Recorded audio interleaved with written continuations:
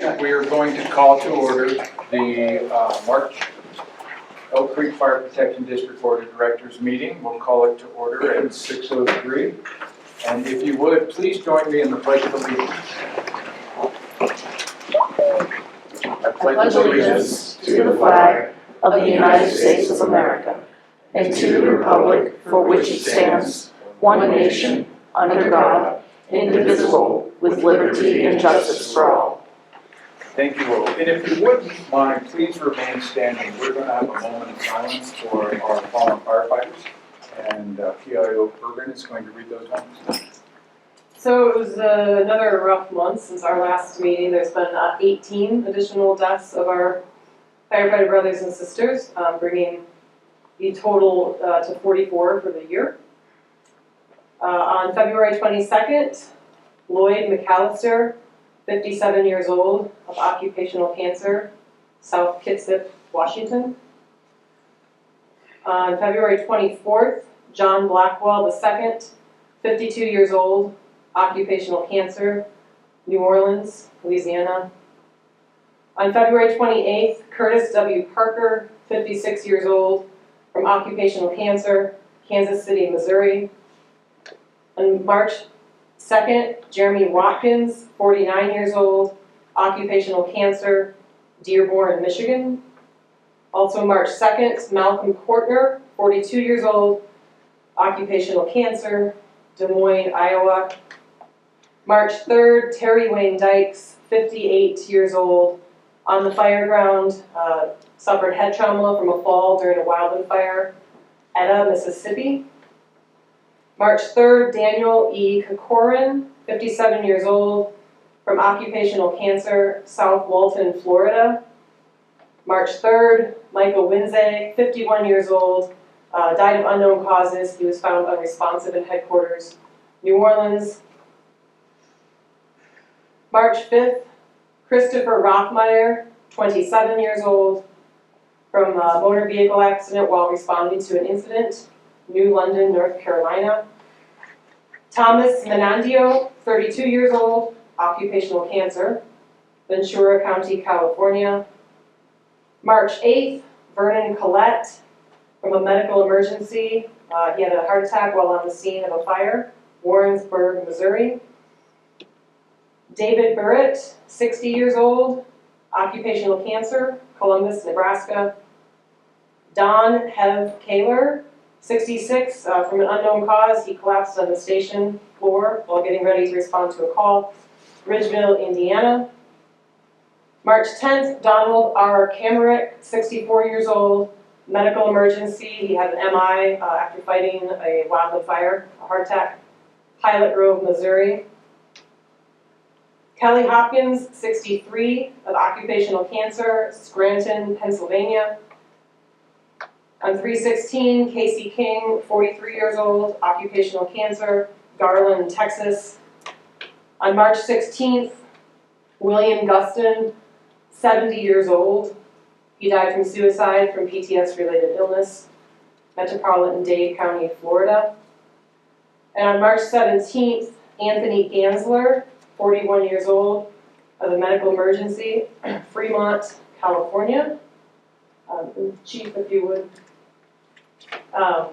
We also would like to honor Kristen Hayes.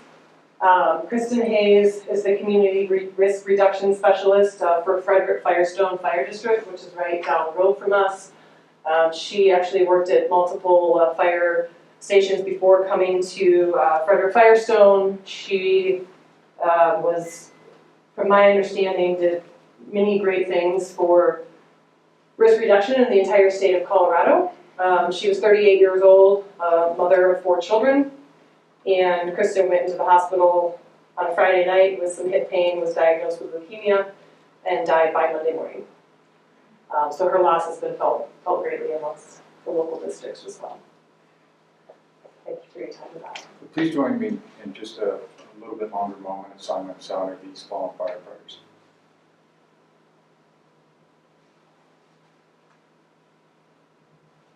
Thank you very much. All right, we'll have a roll call of members, but I see everyone's here, so there's no need for the formality of that. And then I'd ask my fellow board members to look at the agenda and let me know if there's any additions or deletions. And once we hear none, we'll call for a motion to approve the agenda as presented.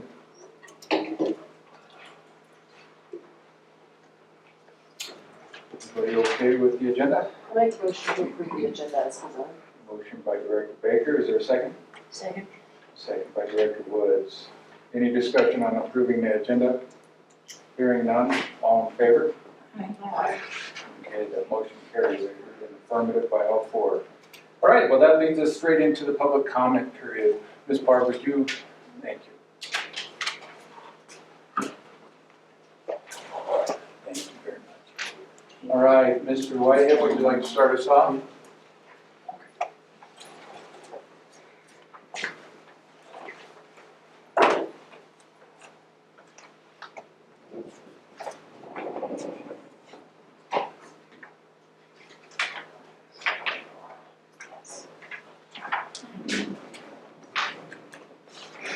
Thank you.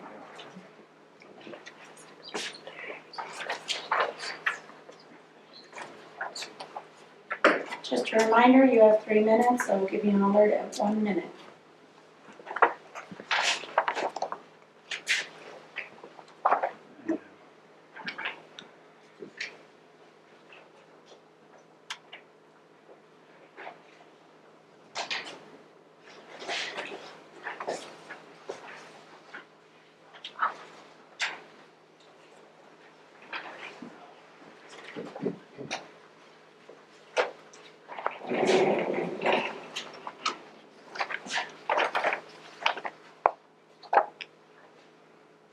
Ready?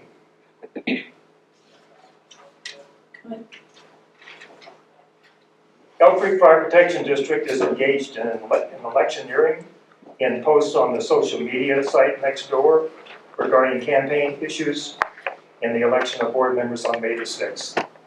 Electioneering is 100% forbidden for all levels of state government. A fire chief can state the need and their opinion for a particular item, but must preface and conclude any statement with, "I cannot ask for your vote on any issue or person." The posting I will discuss tonight is titled Overlapping Calls and was created on Monday, March the 24th. This is a significant issue in the campaign. The posting is attached. The post clearly crosses the line into electioneering. Presumably it was written by the public information officer, who also just happens to be president of the IEFF Local 4710. I request that the president of the Elk Creek Board of Directors self-report this violation to the Colorado Secretary of State and beg for mercy. If someone wanted to appeal the results of this election, they could do so on the basis of election interference by Elk Creek Fire next door, and presumably on all the other major social media sites which I am not monitoring. Additionally, the Overlapping Calls post, which discusses 5 calls in 4 hours, in the first paragraph concludes with, "This is a lot for a crew of 3 to 5 persons." This sentence indicates to me that one member of the 4-person shift was not present for all part of the time. Of course, this fact was not mentioned in the post. In addition to overlapping calls, there is also the question of sequential calls without sufficient rest time between calls.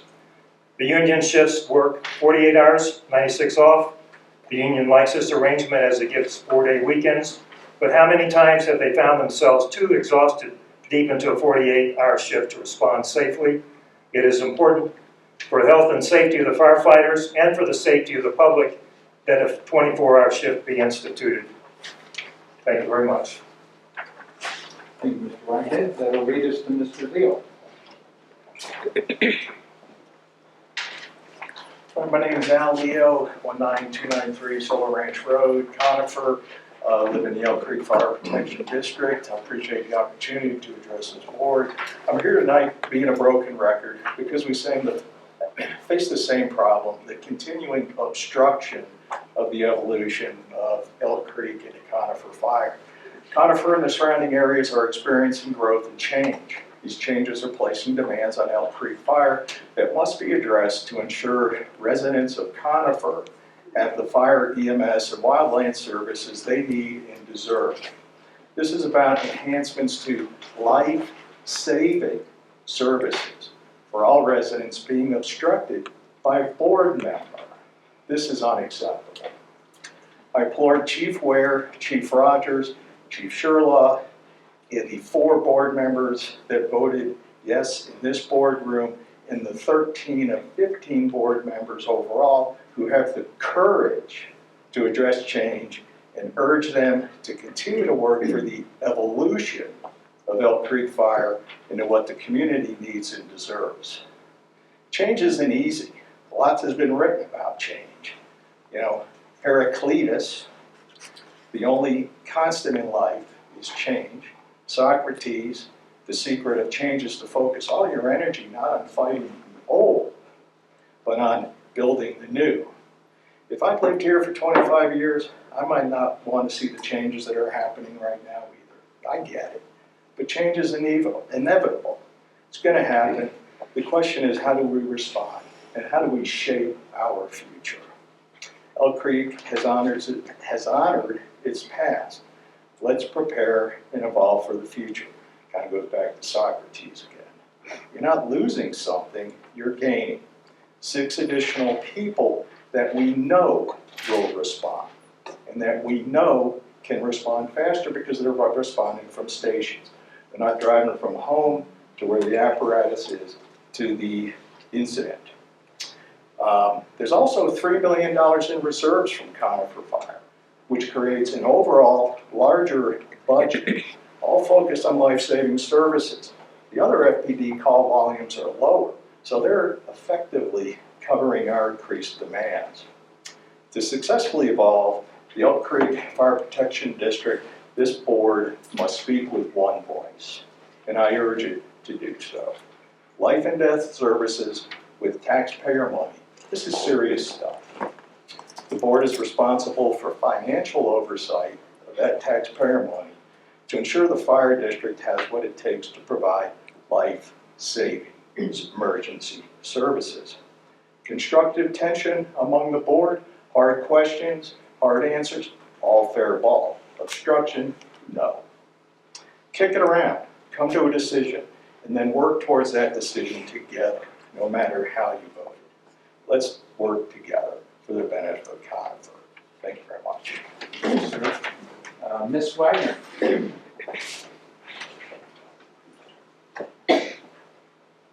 Thank you for the opportunity to address the board. It concerns me greatly that our fire department is using fear tactics and misconstruing data and finances to promote unification. It is inexcusable to me that the public information officer, Bethany Urban, would make a public statement that firefighters may quit if certain people are elected to the board. That level of speculation to exacerbate fear and coerce a voting response is unbelievable to me. It is also confusing to me as to why Sharon Trilk, who to my knowledge is not a resident of the Elk Creek Fire District, continues to invest endless energy and resources into politicking and politicizing for our fire district rather than objectively reporting. And most concerning to me, as I've mentioned before, is that the Triton report that we as taxpayers spent tens of thousands of dollars to obtain states repeatedly that with or without consolidation, our fire department will require volunteers and is only sustainable as a combination department with both volunteers and paid staff. And although the current chief and the board president consistently speak to declining volunteerism, you are not allocating any resources for consulting for that, creation of strategies, or implementation of methods to recruit, incentivize, reward, recognize, and retain volunteers. In fact, we keep hiring our volunteers as paid staff, further depleting the volunteer resources. Our community does not have the population density nor the call volume to function as a fully paid department. It's interesting that you catch my 1 minute, Dominique. I apologize, Judy. We must address the fact that volunteers will be essential to our ability to meet the needs of our rural district. We need to spend money to recruit and retain volunteers.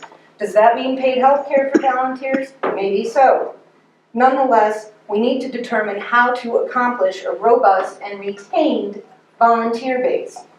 In addition, our chief and board failed to follow a vehicle replacement plan to address very aged fire apparatus. Now you blame others for the fact that we have 4 years to get a new fire truck. So we're going to go ahead and order 2. Nobody addresses the fact that now when those 2 trucks age, they'll age at the same time. That budget implication is going to hit now for 2 trucks. It's going to hit in the future for 2 trucks. And nobody's addressing how many vehicles we are about to acquire from North Fork and Inter Canyon that are also well past their useful life and are going to become a financial need for this district.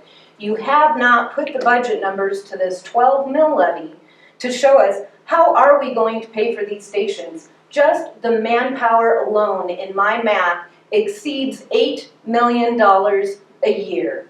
A 12 mil levy, while you can try and sell it to the taxpayer as being more affordable to us, is not sustainable. And as a board, you are not being fiduciarily responsible to the taxpayers and the constituents of this district.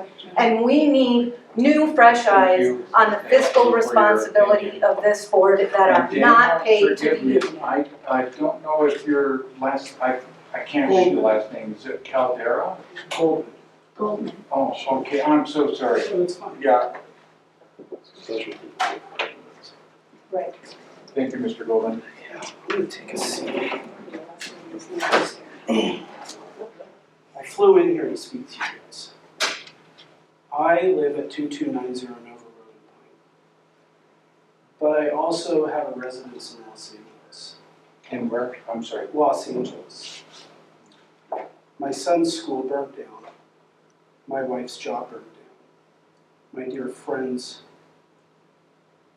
homes burnt down.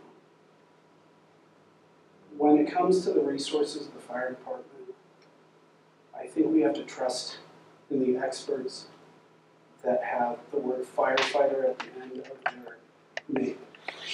And I just want to say thank you. Thank you to all of you for what you do for our community.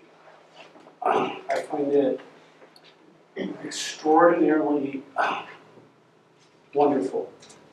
And I just want to say you have my full support. If consolidation is what's right for our district, then I think we need to do it. And I want to thank you for your courage to find the change. And I just want to tell everybody that there are people my age, I'm 41, that will not be rebuilding, let alone those who are in their 60s and 70s. Our entire community is destroyed. And to put a dollar amount on whatever that is penny wise, dollar foolish. So I just want to say, do what's right. And as a taxpayer, I support you guys, whatever that is. If it stays the same, wonderful. If it goes up, happy to pay it.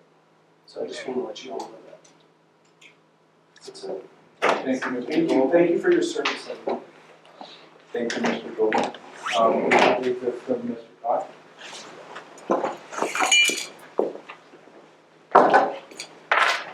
You.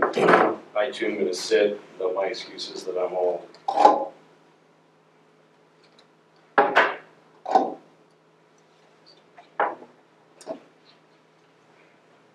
Speaking of California, these cans come from California, a canner that says we support our firefighters.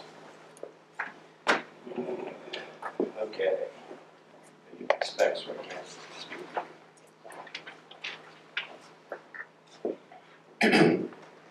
Good evening. Thank you for this opportunity to address the Elk Creek FPD Board of Directors. My name is Flip Koch. I reside in the Long Beach Valley area of Elk Creek. I'm a volunteer member of this FPD. However, I speak here, as always, as a private citizen informed by my years of fire and other emergency service. First, the updated newbie legal cost tally. He's surpassed the $35,000 milestone in legal costs already paid by us taxpayers. Second, the updated obstruction of unification by Newby and Whitehead tally. It has surpassed $19,000 in legal collection costs already paid by us taxpayers. Estimated total cost to taxpayers by this time next year, if Newby and Whitehead get their way, has risen now to $715,000, mostly through lost services with Conifer FPD, higher property taxes by virtue of Elk Creek not being part of Conifer FPD. Now to switch gears. If a sitting president of the U.S. speaks publicly about domestic or foreign policy, he, and eventually she, cannot do so as a private citizen because these are part of the president's job. To claim that you as president are speaking on these topics as a private citizen is legal sophistry. Opine on stamp collecting or astronomy or football as a private citizen, that's probably okay for a president to do. Not part of the job, so uncolored by office. Similarly, for Elk Creek directors, the workings of this board and its votes most certainly are part of their elected role. Consequently, any pronouncement on these topics comes with color of office, and no private citizen waiver is possible. Freedom of speech allows a director to speak about board doings, of course, but when done in legal and political acts against one's own district and the decisions made by its democratically elected board, you remain a director and subject to board bylaws, even if you flaunt and ignore them. In this regard, I believe Director Newby is in violation again of Elk Creek Board Bylaw 3.2 HJK 3.3, his formal oath of office and the conditions of his formal censure of 14 December 2023 by this very board. In his proceedings with Jeffco, he has also managed to place himself on both sides of his own appeals and legal complaints. This is absolutely incredible, and for doing all of this and jeopardizing the public safety process, in my opinion, he is morally corrupt. Enough is enough. In view of Director Newby's blatant disregard for public safety, the board's own bylaws, his oath of office, and his prior censure, I recommend that this board issue the following. 1, a second formal censure of Director Newby. 2, a resolution recusing him from any board proceedings related to his anti-unification filings with Jeffco. 3, that Director Newby do the honorable thing and resign from office, but since he's on record that he will never do so, his formal removal from office against his will. I have it on good legal authority that this board has the power to do so, and I urge this board to be brave, decisive, and proceed with Newby's dismissal. And for those of you who fear repercussions for doing any of this, I ask you, how much worse could matters be for Elk Creek than what Newby and Whitehead have already engineered? To quote the late Reverend Peter Gomes, if you're damned if you do and you're damned if you don't, then by all means do. In this board's defense of our community safety, please do take these actions. Thank you. That'll lead us to our next item on the agenda, which is to review the regular meeting minutes from February. Any questions, comments, corrections related to the minutes from last month?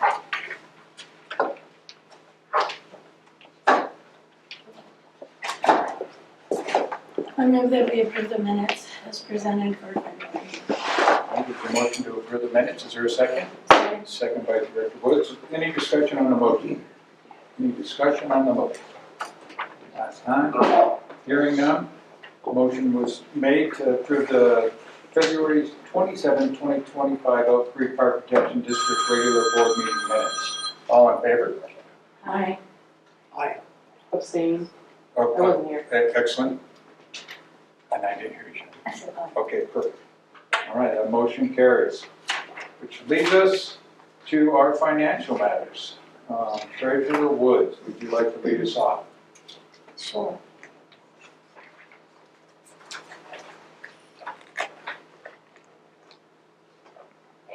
Today is March 27th, 2025. The financials that I will be presenting are February financials. So I'm presenting a report, and that's what I'm going to cover. First slide, revenue expense net income forecast. I think I presented this last month also.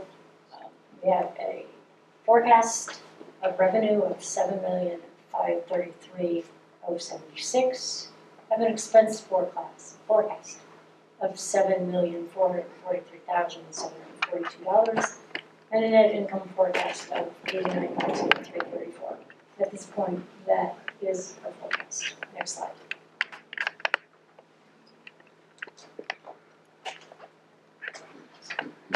So let's break apart the actual components of the forecast. First one is our revenue, and put down the revenue forecast of $7,533,076, and where we are today. We received revenue in February, year-to-date revenue of $456,804.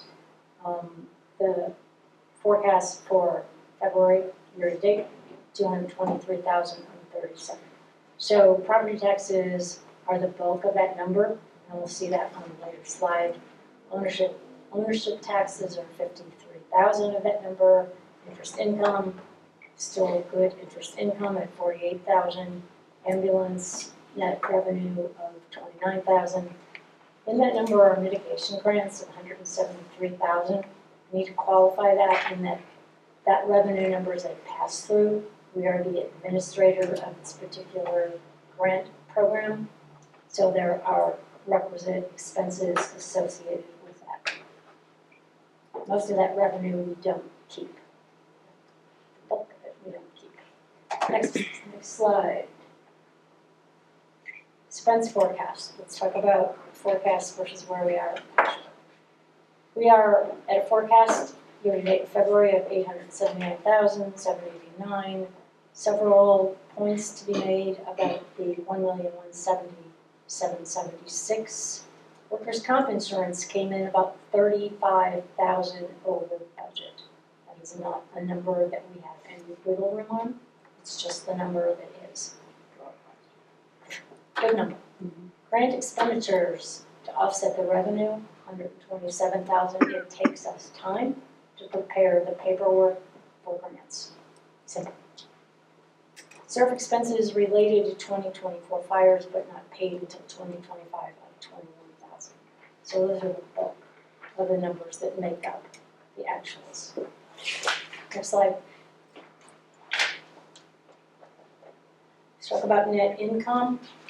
The full year forecast net income is $89,334. At this point, we are in a negative stance of net income because right now expenses exceed revenue. We'll see a jump year-to-date when we get to March because that is when the bulk of the property taxes are given to us. So we'll see what that looks like next month. At this point, we have some risk in our revenue numbers. In 2024, we received monies from Intercanyon for reimbursement of labor associated with field crew and maintenance departments. There's $225,000 in our forecast for that. That number is at risk because it's possible that the Conifer Fire Board will not enlist Elk Creek to help with those expenses. Total expenses for 2025 are forecasted, as you can see, as you saw in the previous slide, to be $7,443,740. Net income is forecasted to be $89,334. Next month, in March, when I report financials, we should be actually in a situation where we have more revenue than expenses. Next slide. The big bulk of revenue is our property tax revenue. So what you're looking at now is forecasted. We've already talked about that $4,572,000 number. February actuals for property taxes $128,000, almost $129,000. We actually received some delinquent taxes in February of this year, so that brought that number up a little bit above our forecast. We're forecasting this is the total forecast for property taxes as a reduction in property taxes. We don't anticipate getting more in property tax this year than we did last year. Next slide. The biggest bulk of expenses is labor, obviously paying firefighters for their work.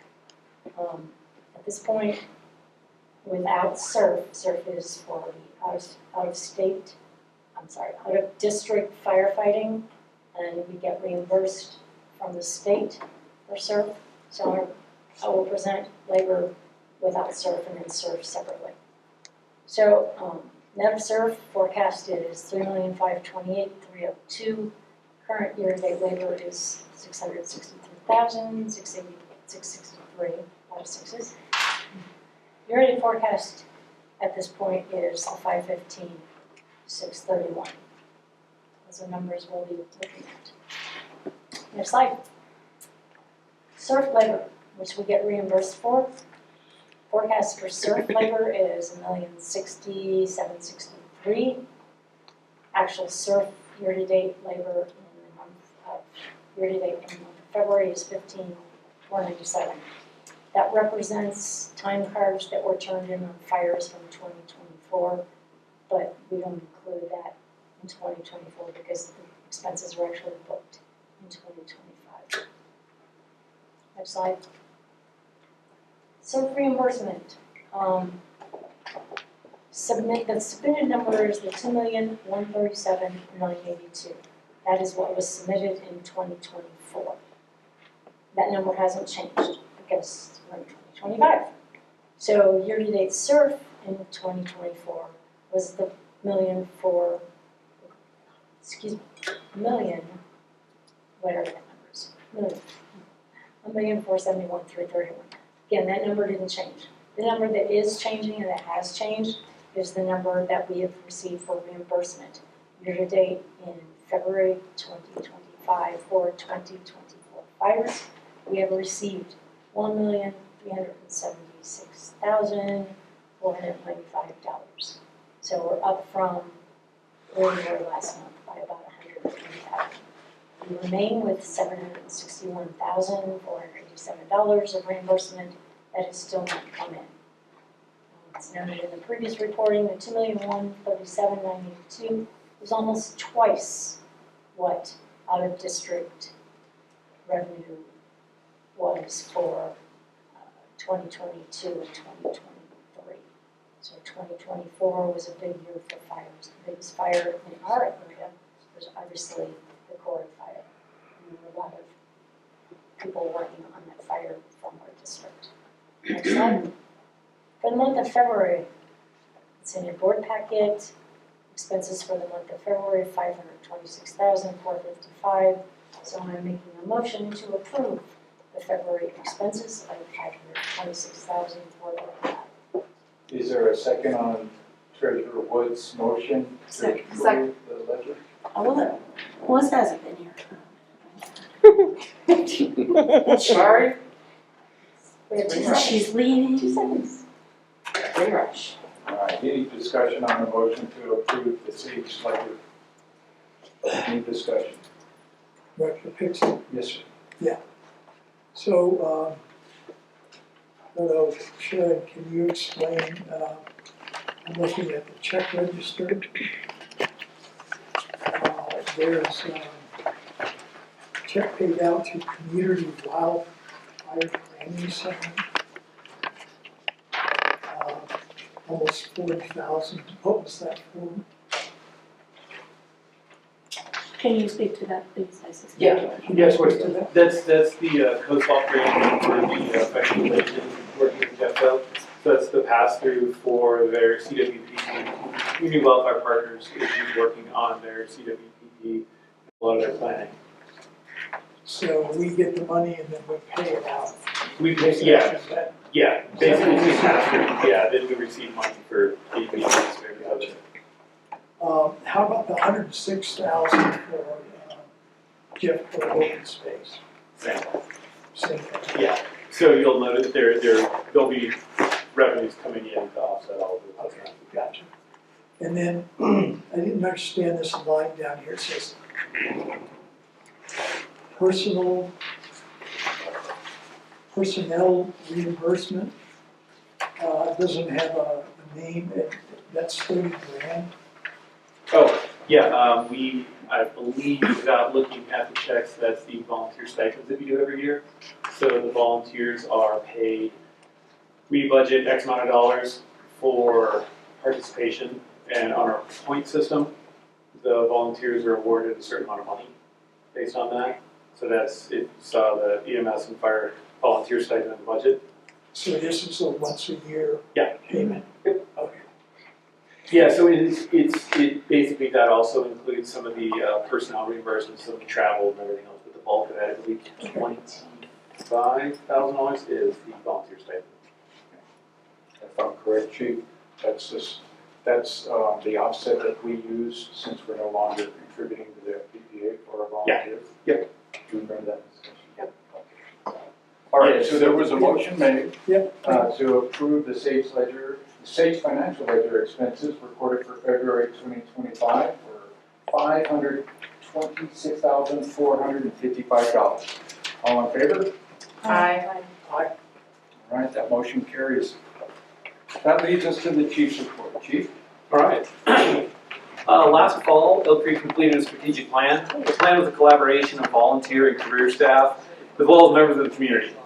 Once the plan was completed, some goals and objectives were identified. In the fourth quarter of 2024, we started standing up committees to start working on what we have kind of identified as one of the larger, more important goals, which is health and wellness initiatives and plans for Elk Creek. The group has continued to meet and identify some strengths and weaknesses in our current health and wellness programs, and the goal is to improve our benefits to members, including mental and physical health services. In the second quarter of 2025, starting fairly soon, we're going to have another committee that's going to be looking at staffing in our current infrastructure, which is another goal out of the strategic plan. And like I said, I was hoping to have kind of updates on that every quarter as things move along. Firefighters have started to complete the wildland refresher training for 2025. With the current uncertain status for our federal partners, it may be an interesting fire season. Resources have already started to move across the country, and current outlets predict a busy season for Region 3, which is down south, New Mexico and Arizona.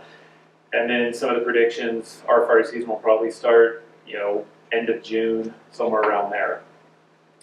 Sorry, I found a few typos in this, I apologize. I've been reappointed to the Jefferson County Wildfire Commission.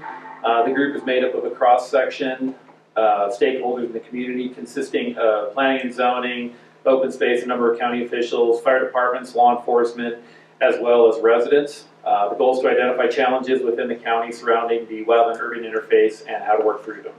We also had a few staffing changes. Garrett Gutman, who's been with us for a couple of years, he has been accepted to helicopter pilot school. He'll be gone for the next 2 years. He's been a reservist for, I believe, 10 years. So it's pretty exciting. He's been waiting on this for a while. We wish him the best of luck. We've also had 2 promotions. Corey Nyholm has been promoted to lieutenant and will be the company officer on A shift. And Rachel Rush, our fire marshal, is also promoting to captain. And we added a new firefighter paramedic. Patrick Quisner has been a longtime volunteer. He also worked as a nurse and professional firefighter down the hill. And he has started working on A shift. Call-wise, fairly average. 182 hours of staffing at Station 1, 2.8 members per call. 22% of the calls overlapped, and our average response time stayed about the same. Really nothing out of the ordinary with calls. 89 total calls for the month. We did have 3 fires. Mutual aid. Transports, about the same. Training, we had 486 hours of training. And firefighters are working through all the wildfire refresher stuff in fire prevention. 13 inspections, 9 letters and insurance requests. Insurance requests remain frequent. It is interesting, they're asking all kinds of questions. We had one insurance carrier asking if we would allow a creek that runs behind a house to be a water source, and we would sign off on that for fire protection. They're getting more and more interesting. Obviously, we're not going to do that. A seasonal riparian area does not really constitute fire protection. They're also asking for fire departments to actually sign off on defensible space, which is another layer of complexity. Continuing to work with counties on the state buoy code. Another big project that Fire Marshal Rush, myself, and a few others are working on is we're preparing for the incident reporting system transition from the National Fire Incident Reporting System NFIRS to the National Emergency Response Information System, NERIS. That's scheduled to be implemented on, that was a weird slip there, yes, February 1st, 2026. NERIS is designed to be easier to use and allow for more real-time data tracking, blah, blah, blah. Where that's really important for us is, as an agency, we have to be compliant with this. If not, we're not eligible for a number of grants. Our current record management software is not compliant, and they're not going to be upgrading it to work with NERIS, so we are going to be changing our RMS over the next year just so that works. Really, it's not going to affect anybody, but it's going to be a lot of moving parts on the back end. Thank you, Chief, any questions for Chief Ware? Given the current turmoil that I am seeing on the grant federal side, is the district, any of our grants impacted by No. any changes? No, we, as soon as that came out, Captain Yellen started looking at that. Most of our grants, we only have, I believe, one federal grant right now. Everything else is state-based. Now, we can't really tell the county or state-based grants, how many of those have federal seed money, and the county and the state haven't really talked about that. So as of now, nothing's affected. It'll be interesting to see as this moves forward if there is any federal seed money that kind of starts those grants, if that adds any complexity to it. But right now, no. Any other questions for Chief Ware?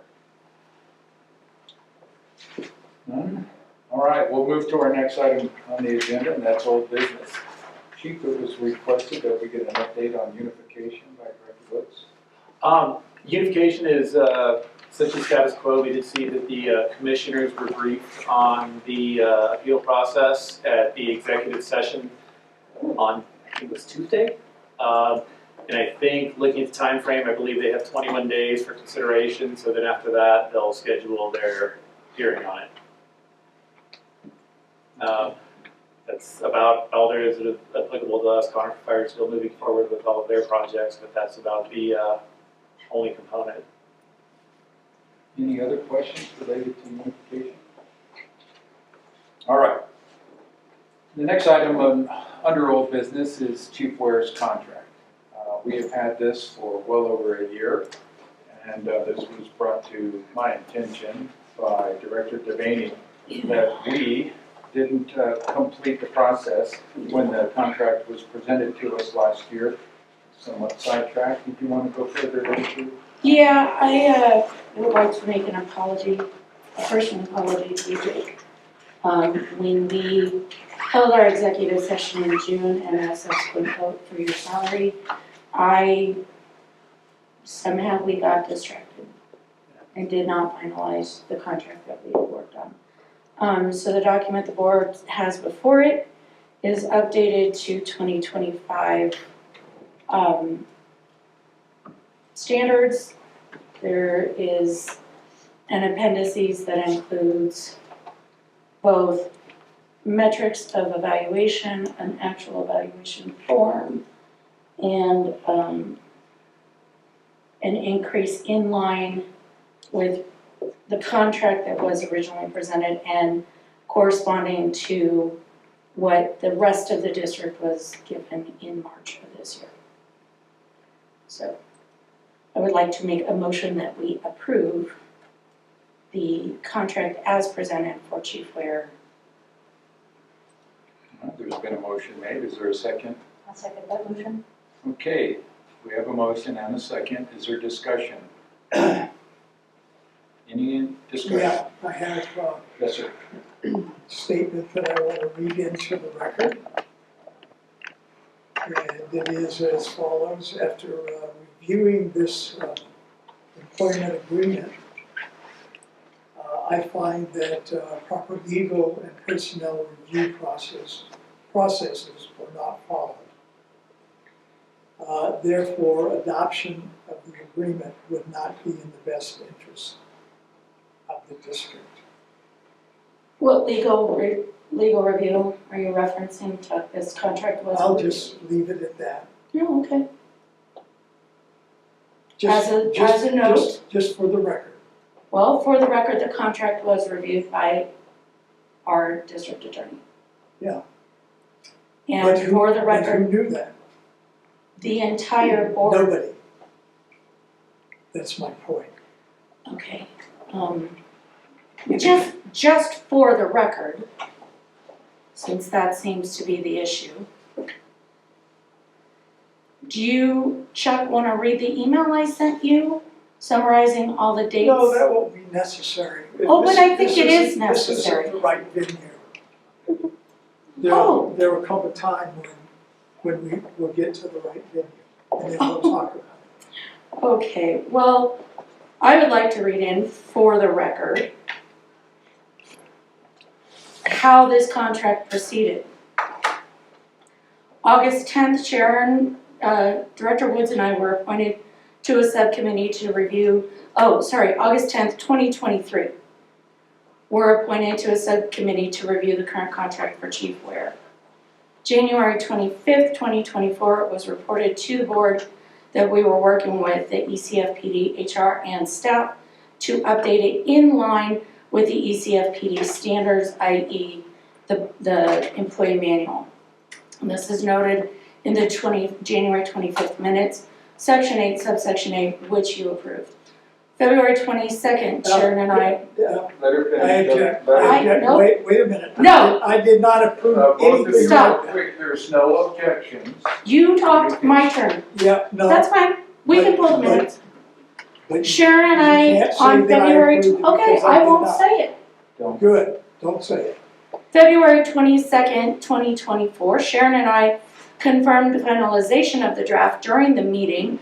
ECFD approved minutes February 22nd, 2024, Section 8, subsection A, March 4th, 2024. Distribution of the draft contract was sent to all board members. March 5th, 2024, confirmation of your receipt of Director Newby's receipt of the draft was received by Director Devaney. Several email conversations were ensued. March 22nd, 2024, an update from Director Pixley, from President Pixley, and subsequent exec session discussion. ECFPD approved minutes March 22nd, 2024, Section 8, subsection A, and Section 9, subsection A. May 23rd, 2024, update from President Pixley regarding the discussion and a distribution to legal. ECFD approved minutes May 23rd, 2024, Section 8, subsection A. June 27, 2024, executive session regarding the contract and pay occurred. This is verified in the ECFPD approved minutes June 27, 2024, Section 12, subsection 1 through 3.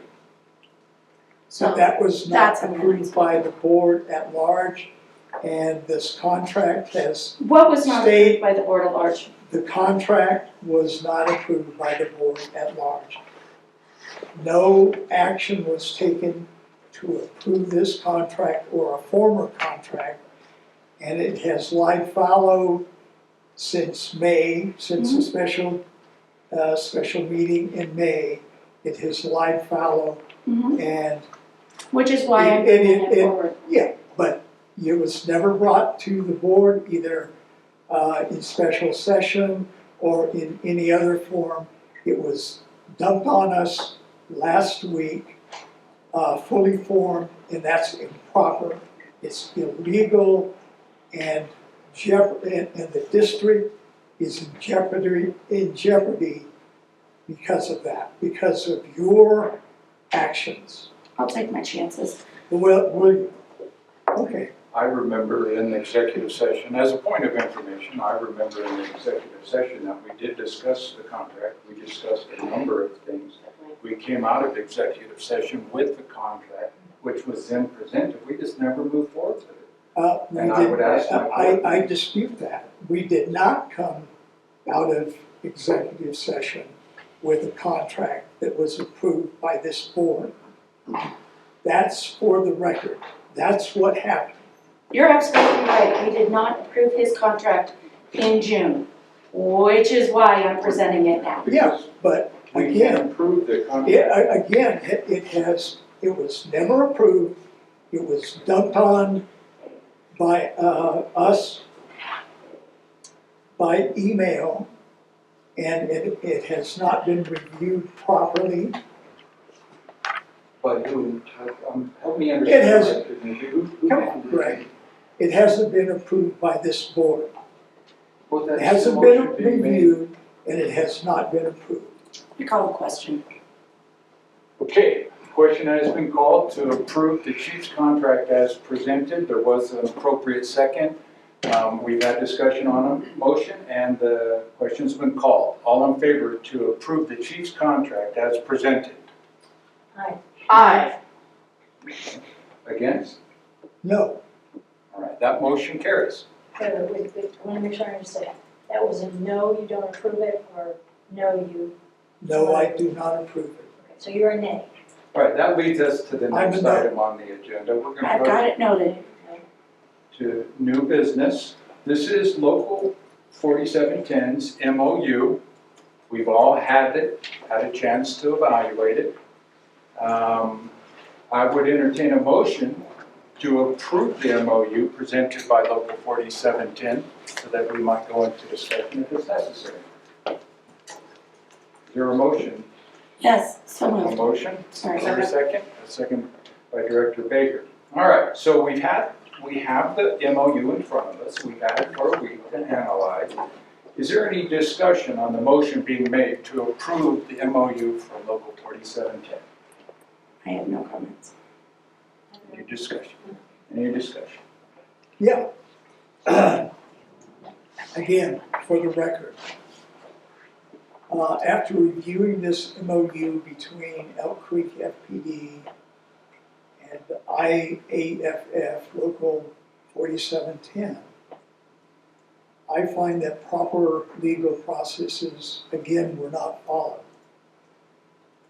Therefore, adoption of this agreement would not be in the best interest of the district. So in your statement, you're essentially, as a point of information, I would like you to define what you are lacking. Could you, what? I'll just leave it at that, Greg.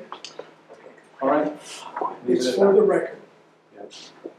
Any other discussion on the motion to approve Local 4710's MOU? Last time. Hearing none, there was a motion made to approve Local 4710's MOU. And there was a second, and appropriate. All in favor? Aye. Against? No. We're taking that in as a negative, and that motion carries. All right, thank you all very much.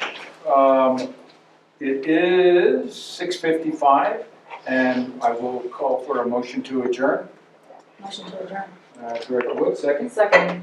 All right, all in favor for adjournment? Aye. All right. Thank you all very much, and drive safe.